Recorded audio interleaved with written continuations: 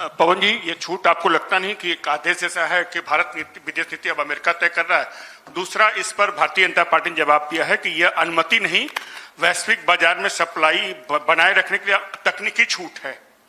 छूट किससे ले जाती है?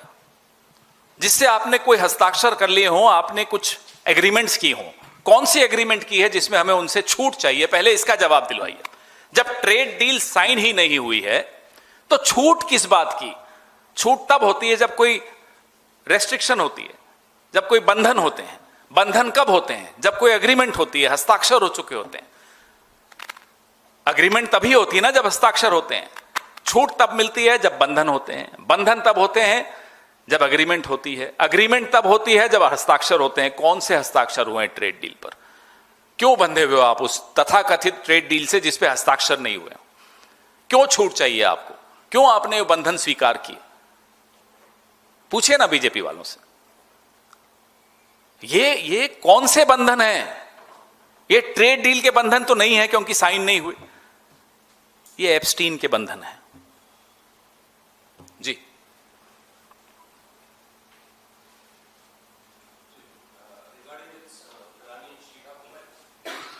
Regarding the Iranian ship incident in the Indian Ocean region, how do you see how did Sri Lankan government react to that? Do you see it as a welcoming step? Well, despite the fact that the Sri Lankan Navy is definitely not superior to the Indian Navy. Indian Navy is definitely far more superior than the Navy of our neighbors, including that of Sri Lanka. Yet, Sri Lanka acted promptly is what the news reports say. Yet, India failed to protect its guest, unarmed guest, in the waters of Indian Ocean, barely a few kilometers away. We can actually say in our strategic courtyard, front yard, backyard, whatever you wish to say. We are looked upon by our neighbors and also by the world at large to possess the technical ability to monitor what's going on in the Indian Ocean. Weren't we aware of the presence of a nuclear submarine in our neighborhood? Our guest, our unarmed guest, got destroyed by America. We kept quiet. That's the history. That's how history will be written. I don't want to compare two countries. We belong to India. We have to talk about India. We must talk about India. But our government has not acted in the way India would have acted, in the way any other government would have acted. And it's a shame for all of us. Pawan sir, इस तरफ से sir, कल विक्रम मिस्री जो भारत के विदेश सचिव हैं वो गए ईरानियन एम्बेसी और वहाँ पर उन्होंने कॉन्डोलेंसेस बुक में साइन किया ईरान के सुप्रीम लीडर अयतुल्ला अली खामनेई के लिए। फॉरेन मिनिस्ट्री और गवर्नमेंट ऑफ इंडिया की तरफ से किसी का भी अभी तक उस पर जवाब नहीं आया था। उन्होंने कंडोल नहीं किया था डेथ उनकी। और इससे पहले हम लोगों ने देखा है कि एस जयशंकर हर बार किसी भी राष्ट्र के जब हेड की डेथ होती है तो वो जाकर साइन करते हैं कंडोलेंस बुक। तो इस बार ये चेंज आखिर क्यों है? कुछ महीनों पहले जब ईरान के राष्ट्रपति की मृत्यु हुई थी तब एस जयशंकर खुद गए थे और होता भी यही है। खास तौर पे तब जब हमारे रिश्ते बहुत ऐतिहासिक हों, बहुत सामरिक हों, आर्थिक रूप से भी हों, सांस्कृतिक रिश्ते भी हों, बहुत गहरे रिश्ते हों, उन रिश्तों की जड़ें बहुत गहरी हों। कल ऐसा नहीं हुआ। कल भी एक कब हुआ जब हम लोगों ने, विपक्ष ने एक पूरा प्रेशर बनाया। हमने लगातार सवाल उठाए सरकार पर। आप एक शोक का एक शब्द नहीं बोल पा रहे, क्यों? प्रधानमंत्री की तरफ से अभी तक कुछ नहीं आया। एस जयशंकर चुप है।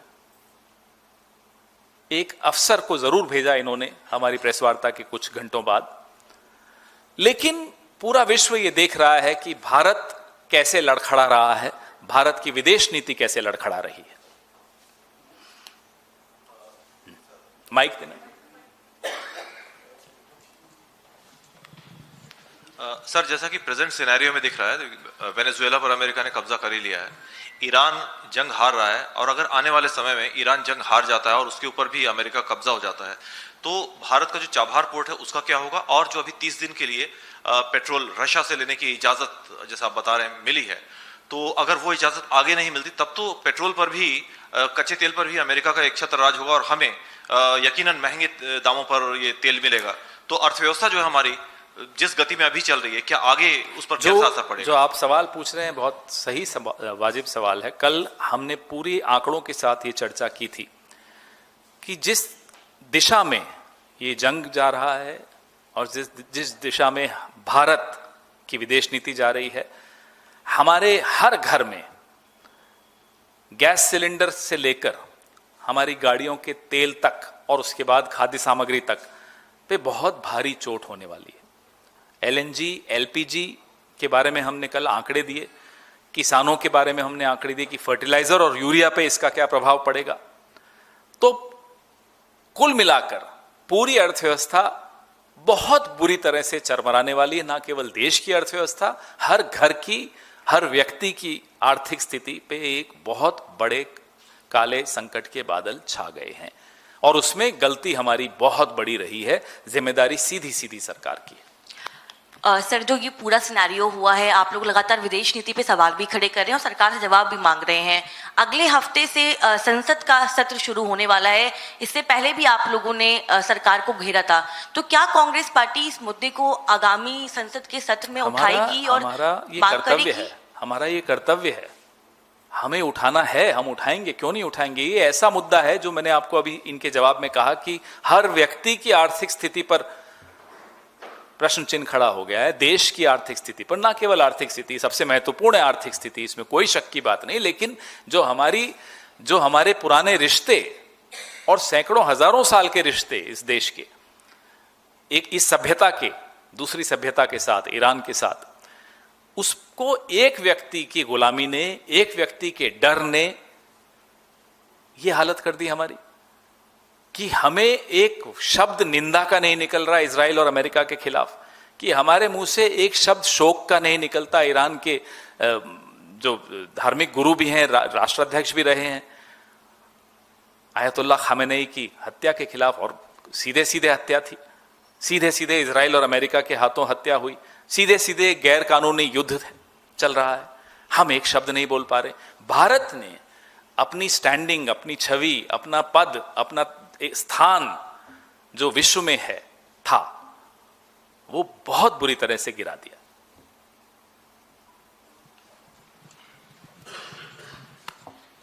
लगातार अभी तेल से पहले भी लगातार देख रहे हैं कि जो अमेरिका से ऑर्डर होता है, पहले अमेरिका बोल देता है, उसके बाद यहाँ फॉलो होता है।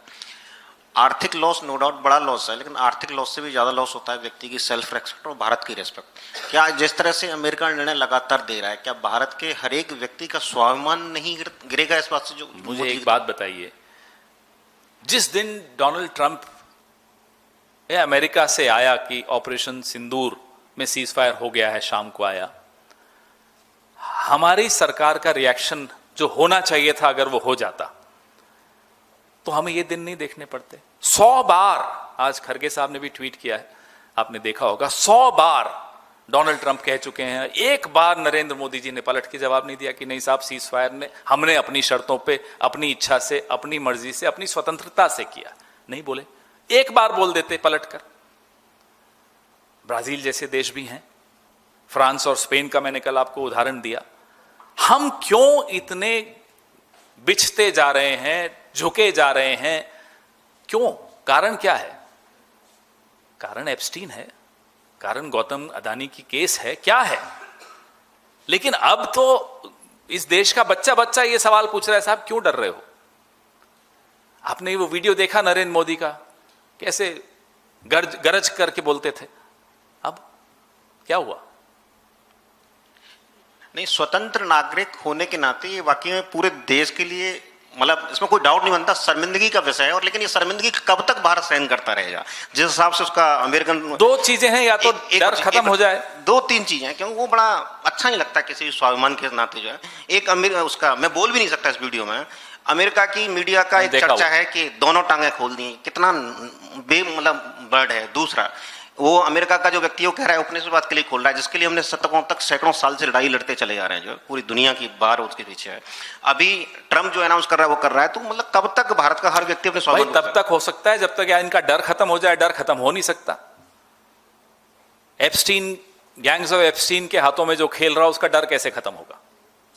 या फिर ये जब सरकार से बाहर हो, जिस तरह से चल रहे हैं, हो सकता है पार्टी से बाहर हो जाएं। देखते हैं क्या होता है।